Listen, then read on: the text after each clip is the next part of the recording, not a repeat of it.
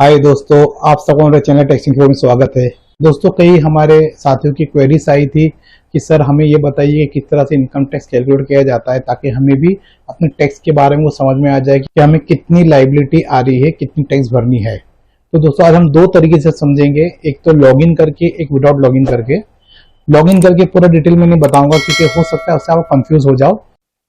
हाँ, दूसरे तरीके से जिसके अंदर लॉगिन नहीं करना पड़े, हो सकता है बस आईडी पासवर्ड ना हो, तो विदाउट लॉगिन करके हम जानने की कोशिश करेंगे किस तरह से हम अपनी लाइबिलिटी, एक अप्रोक्स फिगर हमें समझ में आ जाए कि हमें कितनी लाइबिलिटी टैक्स की भरनी है। ये आज हम इस वीडियो में समझेंगे। तो बिना देर किए आओ वीडियो स्टार्ट करते हैं।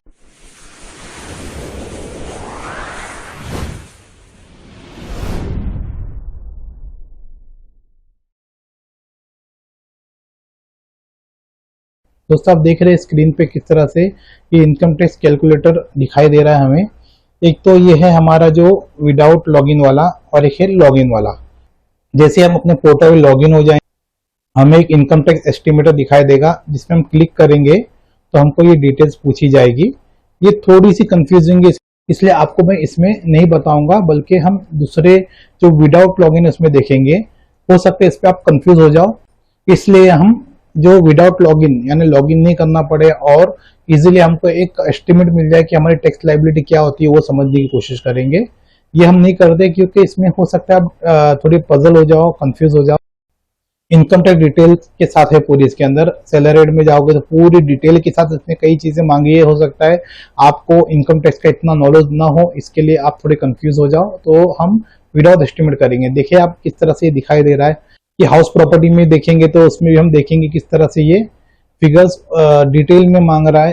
तो ये थोड़ा कंफ्यूजन वाला पार्ट हो जाएगा कि इतनी टेक्निकली चीज आपको शायद पता ना हो, तो हम इसमें नहीं करेंगे, एक थोड़े सिंपल वे में करेंगे। यहाँ बिजनेस में देखेंगे तो इसमें भी 44AD 44AE सेक्शन 44ADA इस तरह से अलग अलग इसमें बता रहा है। तो हम इसमें नहीं जाते हुए हम विदाउट लॉगिन में देखते हैं। इस तरह से लिंक दिया गया है, वो लिंक आप क्लिक करोगे तो इस तरह से आपके सामने स्क्रीन ओपन होगी। इसमें आपको जाना है और आपका असेसमेंट ईयर, हम फाइनेंशियल ईयर 21-22 के लिए कर रहे हैं, तो हमें असेसमेंट ईयर 22-23 सेलेक्ट करना है। हमने सेलेक्ट कर लिया। फिर उसके बाद हम देखेंगे टैक्स पेयर हम क्या है, इंडिविजुअल है, HUF है, AOP है, एसोसिएशन ऑफ पर्सन है, डोमेस्टिक कंपनी है, फॉरेन कंपनी है, फर्म से LLP है, कोऑपरेटिव सोसाइटी क्या है, हम उसको यहाँ पर क्लिक करना है। हम इंडिविजुअल के लिए कर रहे हैं, इसके लिए हम इंडिविजुअल सेलेक्ट करेंगे। यहाँ हमको फिर पूछा जा रहा है whether opting for taxation under section 115BAC। हमने इस पर एक वीडियो भी बनाया था कि ओल्ड टैक्स रिजीम और न्यू टैक्स रिजीम के ऑप्ट करने से आपको ज्यादा बेनिफिट हो सकता है। वो वीडियो जरूर देखिएगा, आपको क्लैरिटी आएगी। यहाँ हम यस करेंगे, तो हमने यस कर दिया। यहाँ पर यहाँ आपको मेल फीमेल आपका जेंडर सेलेक्ट करना है और साथ ही में सीनियर सिटीजन या सुपर सीनियर सिटीजन आपको सेलेक्ट करना। मेल और फीमेल हो सकता है कुछ ज्यादा फर्क ना हो। हाँ, सीनियर सिटीजन और सुपर सीनियर सिटीजन में कुछ टैक्स में फर्क आ सकता है, तो इसके लिए इसको सही तरह पर सेलेक्ट करना है। हम यहाँ मेल सेलेक्ट कर रहे हैं। इसके आगे पूछ रहा है कि रेसिडेंशियल स्टेटस क्या है आपका, कि आप रेसिडेंट है, नॉन रेसिडेंट है, नॉट ऑर्डिनरी रेसिडेंट है, ये आपको कलेक्ट करना है। यहाँ हम रेसिडेंट सेलेक्ट कर रहे हैं। इसके बाद इनकम फ्रॉम सैलरी पूछ रहा है। फॉर एग्जांपल हम यहाँ इनकम फ्रॉम सैलरी डाल रहे हैं हमारी 6 लाख रुपीज।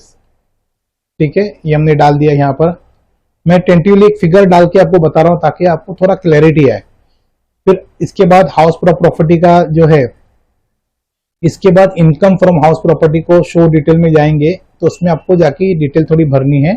फॉर एग्जाम्पल यहाँ एनुअल रेटेबल वैल्यू, फॉर एग्जाम्पल यहाँ एनुअल लेटेबल वैल्यू है। जैसे हमारी 20,000 रेंट अगर है तो 2,40,000 साल की हो गई, हमने डाल दी ये फिगर की। हम ये फिगर भर नहीं रहे और इधर उसने अपने आप डिडक्शन ले ली 30%। और आपकी कोई जो हाउस प्रॉपर्टी पे लोन होगी वो लोन के इंटरेस्ट यहाँ डालेंगे। फॉर एग्जाम्पल ये हम यहाँ ले रहे 1,20,000, तो यहाँ इसने कैलकुलेट कर दिया अपना कितना इनकम फ्रॉम हाउस प्रॉपर्टी आ रहा है। इसको हाइड कीजिए।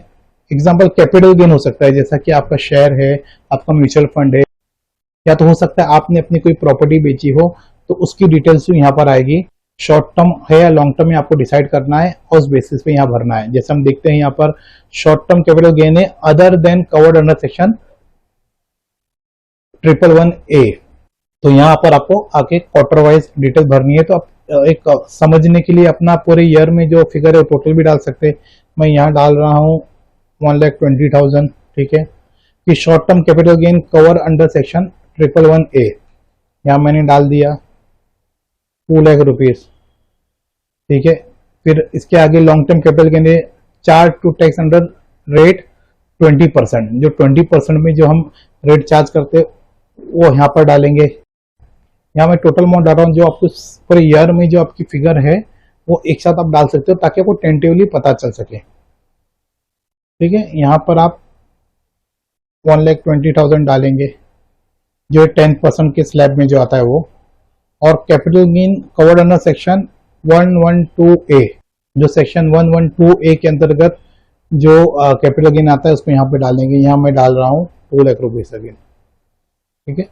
अब यहाँ देखेंगे आपको वहां पर आपका कैपिटल गेन दिखाई दे रहा है 7,40,000, इसको आप हाइड कर लीजिए। फिर आप इनकम फ्रॉम अदर सोर्सेज में जाएंगे। यहाँ पर आपको इंटरेस्ट डालना है, जो भी आप सेविंग अकाउंट की जो इंटरेस्ट है वो आप डालोगे। फॉर एग्जांपल आपको 15,000 एग्जांपल, आपको एक राउंड फिगर डाल रहा हूँ, ये आपका इंटरेस्ट है।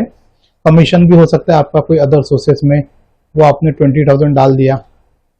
Winning from lottery, crossword, puzzle etcetera, इस पे आपकी जो इनकम है वो आपने डाल दी। फॉर एग्जाम्पल इसको हमने डाल दिया 30,000, ठीक है। उसके बाद ये पूछ रहे, इसको हाइड कर लीजिए। इनकम बन गई आपकी इनकम फ्रॉम अदर सोर्सेज में 65,000, ठीक है। अब इसके आगे जो आपकी इनकम फ्रॉम प्रोफेशन होगी, इनकम फ्रॉम बिजनेस होगी, वो डालेंगे। आपकी बैलेंस शीट पीएनएल में जो प्रॉफिट अमाउंट है वो यहाँ हमको डालना है 3,50,000 फॉर एग्जांपल। एग्रीकल्चर इनकम है तो वो डाल दिया, यहाँ इसको हम नहीं डाल रहे। तो ऐसे हमने काफी कुछ डाल दिया इसके अंदर, जो कि एक साथ हम देखेंगे कि मैंने सैलरी भी डाला है, हाउस प्रॉपर्टी इनकम भी डाला है, capital income from other sources भी डाला है, प्रॉफिट एंड गेन और बिजनेस प्रोफेशन भी डाल दिया है मैंने। तो ये नहीं डाला, ये सब एक साथ डाला है मैंने आपको समझाने के लिए, ताकि आपको पता चल सके कौन सी फिगर कहाँ आपको डालनी है। अदरवाइज कई जगह पे आपको देखोगे कि आपको सैलरी होगी और अदर सोर्सेज होगी, बाकी इनकम का सोर्स आपका हो सकता है नहीं हो। तो ये आपका जो भी सोर्स ऑफ इनकम वो आपको इसके हिसाब से डालना होगा। तो ये डिडक्शन है। तो यहाँ इन्होंने सिर्फ सेक्शन 80CCD का दिया है। तो इसके बाद अपनी टोटल अमाउंट आपकी जो आती है, फॉर एग्जांपल आपके LIC है, आपकी कोई और भी दूसरी डिडक्शन में है, बच्चों की ट्यूशन फीस है, और इस तरह से सेक्शन 80C के जो भी है, एक आपको अप्रोक्सीमेट फिगर मिल जाए, ये हमको समझ में आ जाएगा। इसके लिए हम डाल रहे हैं, फॉर एग्जांपल हम यहाँ डाल रहे हैं कि 1,40,000 यहाँ आपने डाल दिया, ठीक है। और उसके बाद हम ये आपका लॉन्ग टर्म कैपिटल गेन का डिटेल पर इधर ऑटोमेटिकली आ गया है, ठीक है। ये इन्होंने दिखाया, इधर सरचार्ज नहीं है इसके लिए नहीं लिया, ये ऑटोमेटिकली कैलकुलेट हो रहा है। ये हेल्थ एंड एजुकेशन से कैलकुलेट हो गया, टोटल टैक्स लायबिलिटी हो गई। अब ये पूछ रहा है कि due date of submission of return. For example हम इस साल की ये समझ रहे हैं कि 31 जुलाई 2022 है, तो मैंने यहाँ डाल दिया है 31 जुलाई 2022, ठीक है। आपने सबमिट कब की रिटर्न? फॉर एग्जांपल आपने 1 महीने बाद की है, तो आप देखेंगे कि क्या होता है इसके अंदर। तो हम देखेंगे कि ये 31 अगस्त डालने के बाद क्या आता है। आपकी TDS कुछ कटी हो तो वो डाल दीजिए।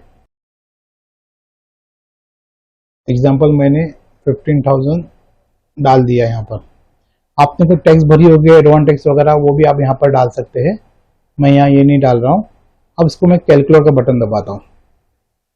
जैसे कैलकुलेटर का बटन दबाएंगे तो आप देखिएगा किस तरह से इन्होंने ये टैक्स का कैलकुलेशन हमारे सामने आ गया है।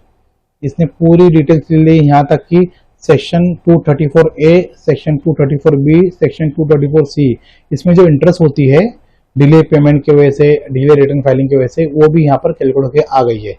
तो ये ऊपर आपका टैक्स अमाउंट हो गया, इसके अंदर आपका income tax, surcharge, health and education cess और टोटल टैक्स लायबिलिटी आ जाएगी। इसके नाम ये ऐड कर लीजिए, आपकी जो इंटरेस्ट अमाउंट है ये कर लीजिए, तो ये भी आपको दिखाई देगी। तो इस तरह से आपको ये पूरा डिटेल मिल जाएगा।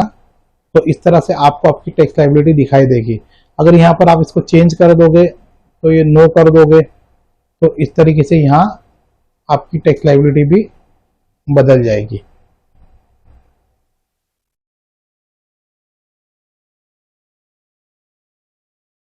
अब आ रही है 2,05,000 ना 296। और इसके पहले जब हमने किया था तो हमने देखा यस जब किया था तो हमारी टैक्स लायबिलिटी हो गई थी 1,64,944। तो इसको बहुत ध्यान से सेलेक्ट करना है कि आपको ओल्ड टैक्स रिजिम में जाना है या न्यू टैक्स रिजिम में जाना है। ये आपको सेक्शन 115 BAC के अंतर्गत क्या बेनिफिशियल है, आपको अधिकार दिया गया है ऑप्ट करने का कि आप जो चाहे ऑप्ट कर सकते हैं। इस पे हमने वीडियो बनाई थी, उसकी लिंक भी डिस्क्रिप्शन बॉक्स में डाल दी जाएगी। तो दोस्तों काफी इजी है, आप भी कुछ ट्राई कर सकते हो। तो दोस्तों अगर विदाउट लॉगिन करके आप करोगे तो काफी इजी होगा, और लॉगिन करके अगर तो हो सकता है आप कंफ्यूज हो जाओ। तो विदाउट लॉगिन की लिंक डिस्क्रिप्शन बॉक्स में दी गई है, उस पर क्लिक करके आपको विंडो ओपन होगा। इस तरह से बताया गया आपको आपकी पूरी डिटेल्स भरनी है। डिटेल्स भरने के बाद आपके सामने आपकी टैक्स अमाउंट आ जाएगी। तो दोस्तों उम्मीद करता हूँ कि आज का ये सेशन, आज का ये वीडियो आपको पसंद आया होगा। पसंद आया तो लाइक करें, चैनल पर नए हो तो चैनल को सब्सक्राइब करें और बेल आइकन जरूर दबाएं ताकि रेगुलर नोटिफिकेशन आपको मिलती रहे। और फ्रेंड्स ये भी आप सजेस्ट कर सकते हैं कि आगे और कौन सी टॉपिक कवर करनी चाहिए जिस पे वीडियो बनाई जाए, तो कमेंट बॉक्स में जरूर लिख के बताएं। तो दोस्तों मिलेंगे फिर एक नई वीडियो के साथ। Till then bye, take care.